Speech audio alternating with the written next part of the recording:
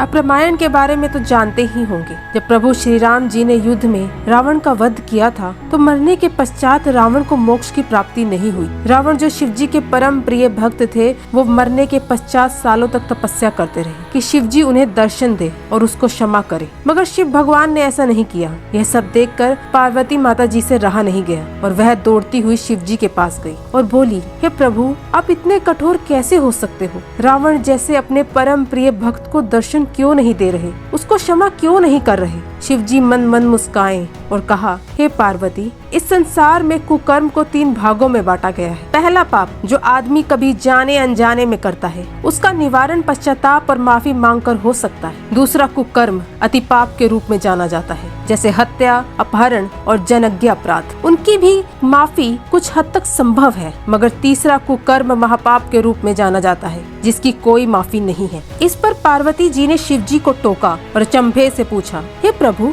रावण ने तो सीता जी का अपहरण किया था, तो वो अति पाप के रूप में जाना चाहिए, आप उसे महापाप क्यों मान रहे हो? तो शिव जी मन मन मुस्काए और कहा, हे पार्वती, जिस पाप का प्रभाव पूरे संसार की मानवता और प्रभुता पर सदियों तक रहता है, वो महापाप के अंतर्गत आता है। मैं रावण को माफ कर देता अगर उसने रावण बनकर सीता का अपहरण किया होता, लेकिन उसने साधु का वेश धारण किया था, जिसका प्रभाव पूरे संसार के साधुत्व और सनातन पर सदियों तक रहेगा, जिसकी कोई माफी नहीं है। आज की कहानी एक रावण के रूप में साधु की है। इस कहानी को जानने के लिए वीडियो के आखिर तक बने रहें और साथ में चैनल को लाइक, शेयर, सब्सक्राइब करना ना भूलें। कहानी की शुरुआत 2013 न्यू दिल्ली से होती है, जहां एक माता पिता अपनी बेटी का रेप केस की एफआईआर दर्ज कराने पुलिस स्टेशन आते हैं। तभी वहां की कांस्टेबल चुपके से मीडिया को इसकी इंफॉर्मेशन दे देती है और मीडिया इस खबर को आग की तरह फैला देती है, क्योंकि माइनर रेप केस होता है। विक्टिम का नाम नूर सिंह है, वो सिर्फ 16 वर्ष की है। जिसके अगेंस्ट यह एफआईआर दर्ज की गई वह बहुत ही मशहूर बाबा है, जिसने बहुत सारे स्कूल और हॉस्पिटल बनवा रखे हैं और देश में उनके बहुत सारे फॉलोअर्स हैं।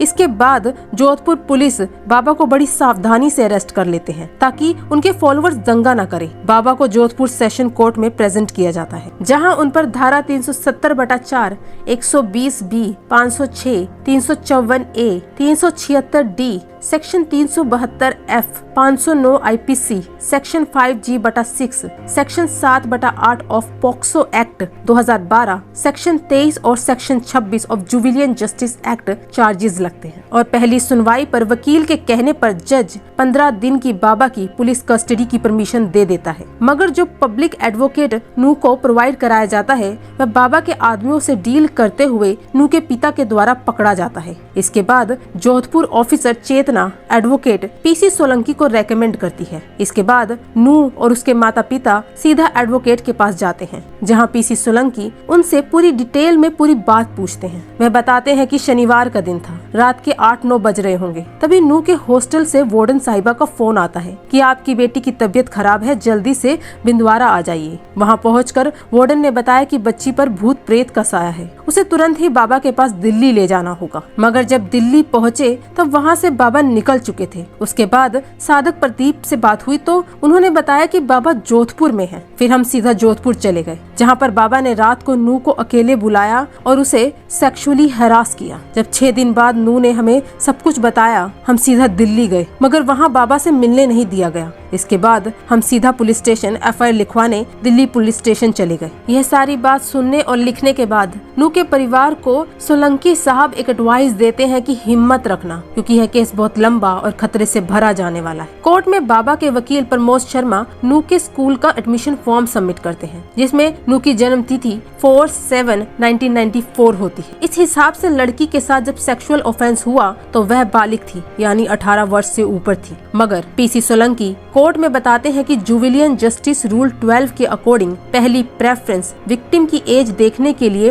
मार्टिकुलेशन सर्टिफिकेट को कंसिडर किया जाना चाहिए। अगर वह प्रेजेंट नहीं हो तो स्कूल डॉक्यूमेंट कंसिडर किया जाए। अगर वह भी नहीं हो तो म्युनिसिपैलिटी का डॉक्यूमेंट हो। अगर यह तीनों नहीं है तो मेडिकल टेस्ट होना चाहिए एज डिटर्मिनेशन के लिए, मगर हमारे पास नू का मार्टिकुलेशन सर्टिफिकेट अवेलेबल है तो स्कूल डॉक्यूमेंट कंसिडर नहीं किया जाएगा। और इस सर्टिफिकेट के हिसाब से नू का जन्म 4/7/1996 है। इसका मतलब जब वह सेक्सुअल असोल्ट हुआ तो वह 16 साल की थी। मतलब पॉक्सो चार्जेस बाबा के ऊपर से नहीं हटाए जाने चाहिए। इस सेशन में भी बाबा को बेल नहीं मिलती। पीसी सोलंकी जानते हैं अगर एक बार बाबा को बेल मिल गई इसके बाद वो कभी हाथ नहीं आएगा। बेल ना मिलने की वजह से बाबा का बेटा एक मशहूर वकील राम चंदवानी को अपॉइंट करते हैं। वह इस केस को जोधपुर हाई कोर्ट ले जाते हैं, जहां एडवोकेट राम चंदवानी यह मुद्दा उठाते हैं कि लड़की का मेडिकल टेस्ट पहले हुआ और एफआईआर बाद में। यह रूल के खिलाफ है। मेडिकल रिपोर्ट में कहीं इंसर्शन का जिक्र नहीं है। इसका मतलब यह रेप है भी कि नहीं, या फिर लड़की की फैमिली एक बाबा को बदनाम करना चाहते हैं, इसलिए बाबा को बेल मिलनी चाहिए। तब पीसी सोलंकी अपनी बारी में बोलते हैं जिस रूल की बात की जा रही है वह पंजाब रूल के अंदर आता है और पॉक्सो में साफ लिखा है कि मेडिकल टेस्ट एफआईआर से पहले रेप पीड़िता का किया जा सकता है। पॉक्सो एक्ट 2012 एक जनरल रूल है, वह पंजाब रूल से ऊपर है। जहां इंसर्शन की बात है तो पॉक्सो एक्ट कहता है कि अगर पीड़िता नाबालिग हो तो उसे इनअप्रोप्रिएट टच करना भी रेप करने के बराबर है, इसलिए बाबा को बेल नहीं मिलनी चाहिए। हाई कोर्ट पीसी सोलंकी के फेवर में फैसला सुनाती है और यह केस वापस सेशन कोर्ट पहुंच जाता है। इसी दौरान पीसी सोलंकी को बाबा के लोग रिश्वत देने की कोशिश करते हैं, मगर पीसी सोलंकी यह लड़ाई जस्टिस के लिए लड़ रहे हैं। अगली हियरिंग में सेशन कोर्ट में नू और उसकी फैमिली को बुलाया जाता है, जहां पर एडवोकेट प्रमोद शर्मा उनसे उल्टे पुल्टे सवाल पूछकर उन्हें तोड़ने की कोशिश करते हैं, मगर नू अपने बयान पर टिकी रहती है और पूरी बात सच्चाई से बताती है। इस सेशन के बाद पीसी सोलंकी को बाबा के पुराने रेप केस के बारे में पता चलता है। वह फिर गवाहों को इकट्ठा करने लगता है। तभी महेश भवचंदानी के ऊपर एसिड अटैक होता है, जिस वजह से उसकी वहीं मृत्यु हो जाती है। महेश भवचंदानी प्राइम विटनेस होता है बाबा रेप केस का। अगली हियरिंग में पीसी सोलंकी दयानंद स्कूल की प्रिंसिपल को कोर्ट में बुलाते हैं। असल में नू बाबा के दयानंद स्कूल में पढ़ती थी, क्योंकि नू के पेरेंट्स बाबा के बहुत बड़े भक्त थे, मगर इस इंसिडेंट के बाद उनका बाबा के ऊपर से विश्वास उठ गया। कोर्ट में पीसी सोलंकी प्रिंसिपल को अपनी बातों में उलझाकर उनके मुंह से यह निकलवाने में कामयाब होते हैं कि नू के स्कूल के डॉक्यूमेंट के साथ हेरफेर की गई है। एक विटनेस को कोर्ट के बाहर चाकू घोंप के मार दिया जाता है। खतरा देखते हुए पीसी सोलंकी और विक्टिम की फैमिली को पुलिस प्रोटेक्शन प्रोवाइड कराई जाती है। एक बार फिर बाबा के वकील नू को तोड़ने की कोशिश करते हैं कोर्ट रूम में, बार बार अभद्र सवाल पूछकर, मगर नू डट कर अपनी बातों पर अटकी रहती है। इसी दौरान एक और विटनेस वीरपाल सिंह की भी गोली मार के हत्या कर दी जाती है। बीच में एक बार फिर बाबा को रिप्रेजेंट करने नया वकील आते हैं, मगर एप्लीकेशन सबमिट ना करने की वजह से हियरिंग कैंसिल हो जाती है। इसके बाद बाबा यह केस नए वकील के साथ जोधपुर हाई कोर्ट ले जाता है, जहां बाबा को कोई न्यूरोलॉजी की बीमारी बताई जाती है, मगर मिस्टर सोलंकी के कहने पर बाबा का एम्स में टेस्ट होता है, जहां उन्हें बिल्कुल नॉर्मल पाया जाता है। इस वजह से हाई कोर्ट फिर से बाबा की बेल डिनाई कर देती है। यह केस लड़ते लड़ते 5 साल हो जाते हैं। अब 2018 में